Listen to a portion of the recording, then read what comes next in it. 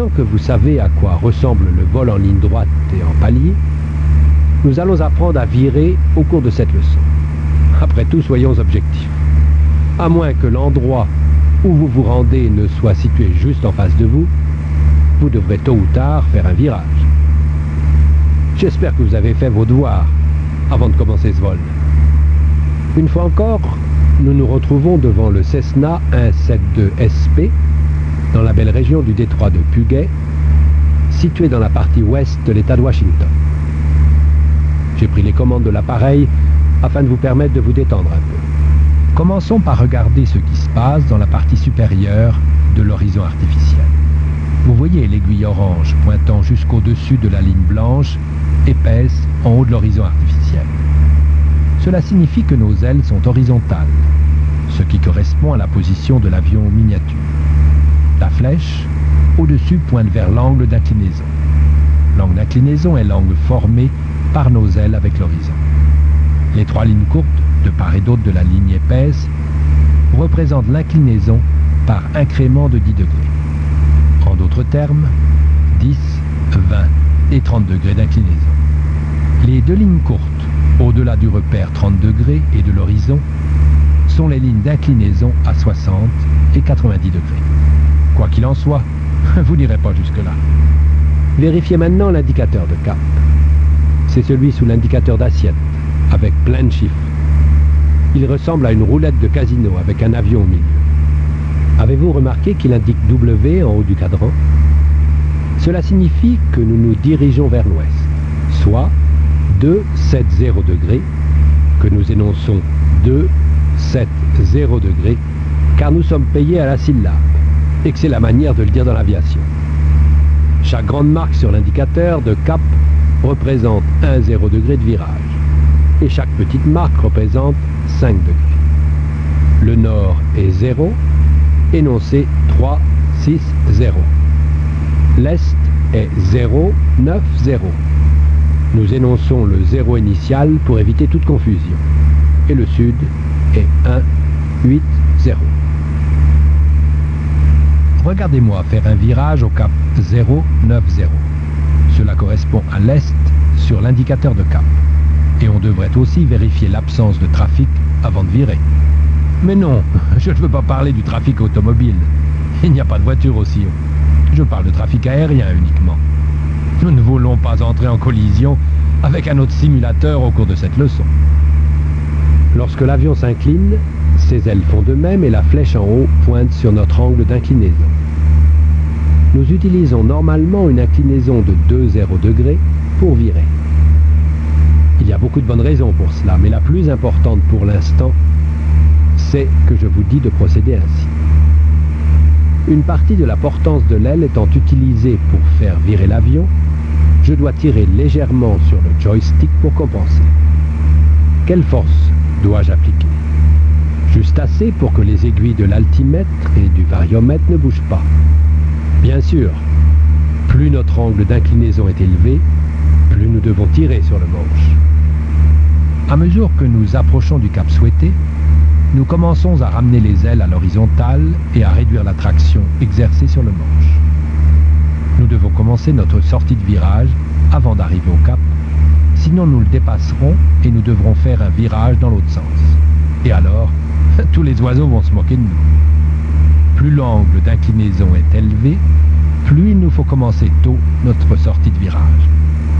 Avec un angle d'inclinaison de 20 degrés, nous devons commencer à environ 20 degrés avant notre cap de sortie.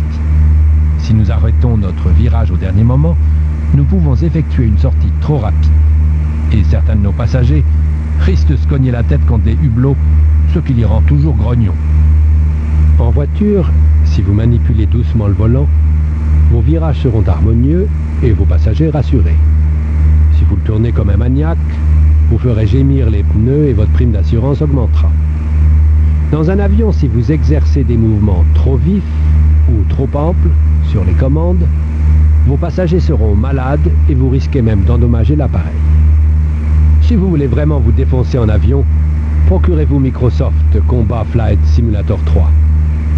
Tant que je suis à vos côtés, je préfère que vous pilotiez tout en finesse. Faites maintenant un virage vers la gauche. Je vais me charger de l'altitude et des gaz. Ainsi vous pourrez vous concentrer sur les ailerons. Prenez le joystick et inclinez-le lentement vers la gauche. Lorsque l'angle d'inclinaison aura atteint 20 degrés, laissez-le retourner au centre, ou si nécessaire, inclinez-le légèrement vers la gauche ou la droite pour conserver cet angle d'inclinaison de 20 degrés.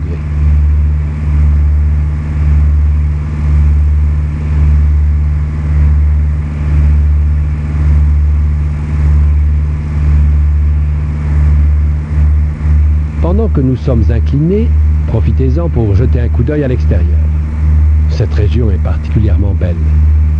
N'oubliez pas l'indicateur d'assiette. Vous remarquerez que l'angle formé par le tableau de bord et l'horizon réel est le même que celui que forme la ligne d'horizon avec l'avion miniature dans l'indicateur d'assiette. L'une des raisons principales pour laquelle nous avons un indicateur d'assiette est de nous permettre de connaître notre angle d'inclinaison et notre assiette en tangage si nous pénétrons par accident dans un nuage et ne voyons rien à l'extérieur.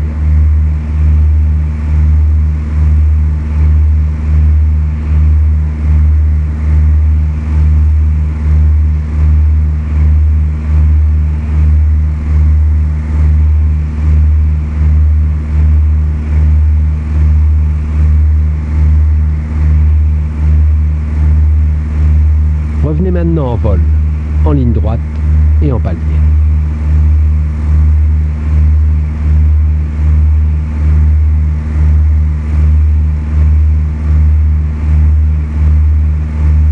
Inclinez moins les ailes. Faites maintenant un virage à droite de 10 degrés d'inclinaison.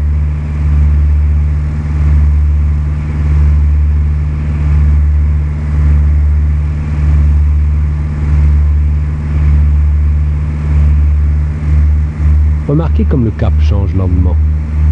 L'angle d'inclinaison détermine la vitesse angulaire du virage. Un faible angle d'inclinaison entraîne une faible vitesse angulaire. Un angle d'inclinaison élevé entraîne une vitesse angulaire élevée.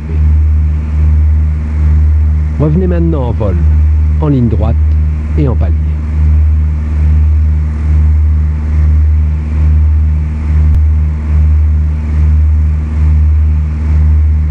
Bon travail. J'ai les commandes. Je vais effectuer un virage par la droite.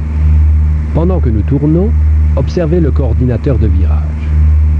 Il s'agit de l'instrument situé dans le coin inférieur gauche des 6 instruments primaires. Il comporte un petit avion blanc et un tube incurvé avec une bille noire au centre. Le petit avion indique la cadence de votre virage et la bille noire la qualité d'exécution du virage. Par qualité, j'entends le degré de coordination entre les ailerons et le gouvernail de direction. Simplement pour le plaisir, observez la bille noire. Tant qu'elle est centrée entre les 2 lignes noires, notre virage est coordonné. D'aucuns appellent cette bille noire l'inclinomètre, et je suis enclin à faire de même. Lorsque la bille dévie vers la droite ou la gauche, nous devons utiliser le palonnier pour la ramener au centre. Il existe encore un élément de l'indicateur de cap que vous devez connaître. Vous aurez peut-être remarqué un pointeur orange se déplaçant à l'intérieur. Il s'agit du curseur de cap. Il est fréquent que les pilotes professionnels règlent ce curseur sur le cap qu'ils désirent suivre avant d'entamer un virage. Ainsi, ils ne risquent pas d'oublier où ils sont censés aller au cas où un insecte pénètre dans le cockpit et détourne leur attention pendant qu'ils essaient de s'en débarrasser. Bien sûr, il existe d'autres distractions, comme converser par radio, conserver son altitude et ajuster ses Ray-Ban. Je vous demande d'essayer de déplacer l'index d'indicateur de cap vers un cap donné. Essayez en pointant la souris sur le bouton situé du côté inférieur droit de l'indicateur de cap. Le pointeur de la souris se transforme en main, comportant un signe moins ou plus selon qu'il est à gauche ou à droite du bouton. Si vous cliquez sur le côté droit du bouton, l'index de cap se déplace dans le sens des aiguilles d'une montre et le cap sélectionné augmente. Si vous cliquez sur le côté gauche du bouton, L'index de cap se déplace dans le sens contraire au sens des aiguilles d'une montre et le cap sélectionné diminue. En faisant cela, vous avez probablement remarqué que l'appareil s'incline du côté de l'index. Ça y est, vous connaissez mon secret. L'index de cap vous permet d'indiquer au pilote automatique le cap à suivre. C'est encore une bonne raison supplémentaire de l'utiliser souvent. Voilà. Maintenant, vous savez comment faire virer l'appareil. Si vous ajoutez cela aux autres leçons consacrées à la formation des pilotes stagiaires, vous êtes en bonne voie pour piloter un appareil et aller partout où vous voulez.